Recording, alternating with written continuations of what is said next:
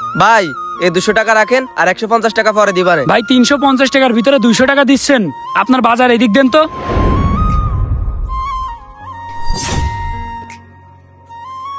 এই নেন ভাই।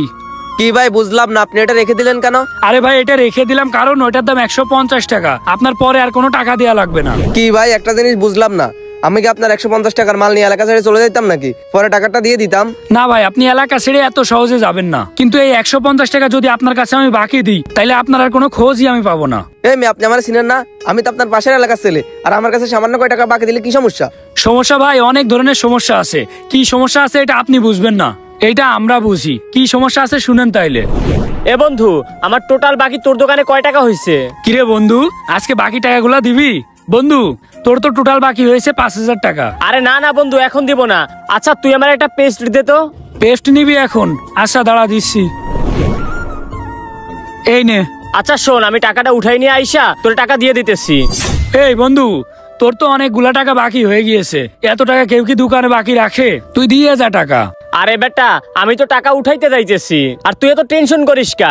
আমি তোর বন্ধু না? আমার উপর তোর বিশ্বাস নাই? আরে বন্ধু বিশ্বাস তো আছেই, এই জন্যই তো বাকি দিয়েছি, তা না হইলে তো বাকি দিতাম না। দেখ বন্ধু, তোর কাছে তো অনেক দিন হইলো অনেকগুলা টাকা পাই, তুই তো টাকা দিচ্ছিস না, তাইলে টাকাটা তুলে আইনে দিয়ে দে বুঝছিস। দোকানে এমনিতে অনেক বাকি হয়ে গেছে, তো এইভাবে যদি ব্যবসা চলতে থাকে তাইলে ব্যবসার আমি মনে হয় করতে পারবো না। আরে ভাই তুই বারবার ভুলে যাস আমি অন্যদের থেকে আলাদা, তুই কোনো চিন্তা করিস না, আমি টাকাটা উঠাইয়া তোরে দিয়ে যাইতেছি।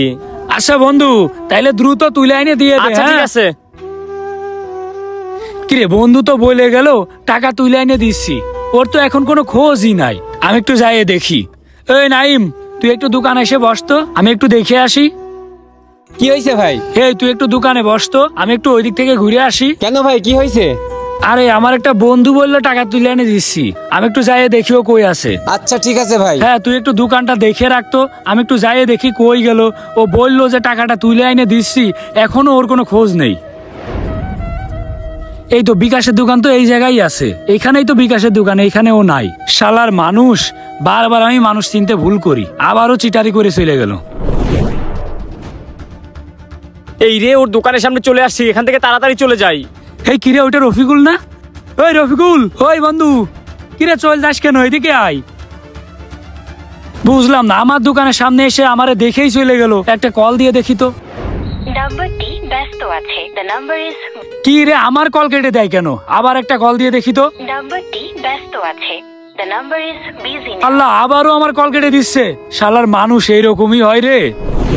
শুনেন ভাই, ব্যবসায়িক জীবনের সব থেকে বড় ভুল কি জানেন? বাকি দেয়া। আপনার ব্যবসা যতই জমজমাট থাকুক না কেন, আপনি বাকি দেয়া শুরু করবেন, ওই শুরু করার পর থেকেই আপনার ব্যবসা চাঙ্গে উঠে যাবে। বাকি নেওয়ার আগে তুই আমার ভাই, তুই আমার বন্ধু, তুই আমার সবকিছু, যেই বাকি নেওয়া হয়ে যায় তারপর আর কোনো খোঁজ পাওয়া যায় না, পুরা পৃথিবীর বাইরে চলে যায়, একদম নেটওয়ার্কের বাইরে। কল দিলে কল ঢুকে না, দোকানের সামনে থেকে মুখ ঘুরাই নিয়ে চলে যায়। আমার অনেক কাছের বন্ধু, সে আমার সাথে এমন ভাব করে যেন আমার চিনেই না, আমি যেন তার শত্রু হয়ে গেছি। আগে আমার বন্ধু আমার দোকানে প্রতিদিন আসতো, আর এখন আমার দোকান দেখলেই পালায়। আপনার সাথে আমার খুব ভালো সম্পর্ক, আপনারে ভালো মনে করে আমি বাকিটা দিব, আপনি যাবেন তো আপনার কোনো খোঁজ থাকবে না। তার থেকে এইটা ভালো না যে আপনি কম জিনিস নিয়ে যান কিন্তু নগদ টাকাতে নিয়ে যান, কারণ ভাই এই দোকানে ব্যবসা করে আমি কোটিপতি হয়ে যাচ্ছি না।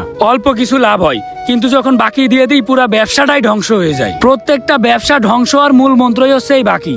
তাই আমি চিন্তা ভাবনা করেছি ভাই, দরকার হয় আমার দোকানে কোনো বেচা কিনা নাও হোক, তারপরও আমি কোনোদিন বাকি দেব না। আপনি যা নিছেন, পরে যদি আমার দোকানে নাও আসেন তাও ভাই আমার কোনো সমস্যা নেই, আপনি যান। ঠিক আছে ভাই। আপনি একটা বাজারে যত জমজমাট ব্যবসায়ী করেন না কেন, আপনি যদি বাকি দিতে শুরু করেন তাহলে আপনার ব্যবসা চাঙ্গে উঠতে 1 বছরও সময় লাগবে না। ব্যবসায়ী ভাইদের উদ্দেশ্যে একটা কথা, আপনারা যদি ব্যবসা করে খাইতে চান তাহলে বাকি দেয়া বন্ধ করেন।